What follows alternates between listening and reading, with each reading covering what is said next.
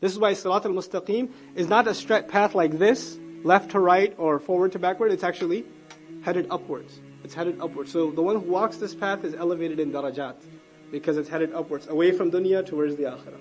Right? That's even the imagery in the Fatiha. Sha'a comes from shay, which means a concrete intention. Just like, a shay is something, it's not abstract, it's actually physical. When your plans are so solid, your plans are there, that you are going to do this, and it's as concrete as a shay itself, a thing itself. Like in physical form, that's a strong intent. Iradatun can be in your head, but never manifest. And you don't even plan to execute it. So it's the kind of person that says, yeah, I should become better. I plan to start praying, but they never really start praying. Or I should be studying. I've made the intention that I'm going to work out. Or I made the intention that I'm going to start studying a little bit more. And that intention is there, and after 10 years you have the intention still. Yeah, I still got the intention. It's stored pretty well. That may be irada, but it's not what? Mashia. It's not concrete. So Allah speaks to the person here who's made the concrete intention. Maybe the thought crossed their mind, some irada was there, but it didn't manifest. But the people who will be able to set themselves straight, who will get reminder from this Qur'an? The one who truly has mashia.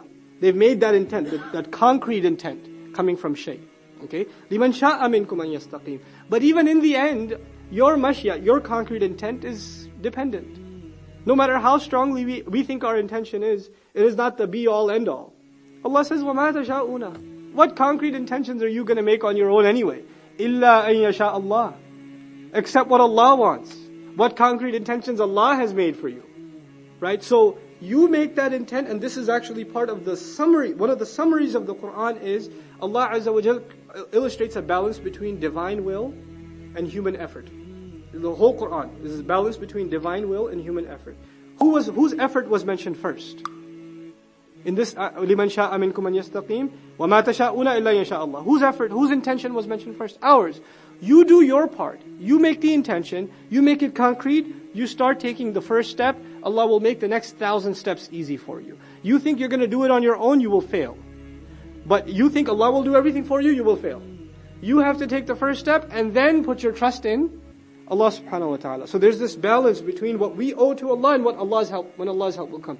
When you don't understand this balance, you get two imbalances. On the one hand, someone thinks they can do everything on their own. They're independent. Istighna. On the other hand, you have the person who doesn't do anything and says what? Allah will do it for me. Whenever Allah wants, I'll become good. Allah wanted it for you, so it happened. He didn't want it for me, so it didn't happen. No. You didn't want it, so Allah didn't want it for you. وَمَا تَشَاءُونَ إِلَّا أَن يَشَاءَ اللَّهُ رَبُّ الْعَالَمِينَ. The Lord, the Rabb of all of the worlds. And this word in the end, the word rububiyyah in the Qur'an is associated constantly with hidayah, with guidance. So what are you going to want that your Lord doesn't want for you? And this in the end is the guidance.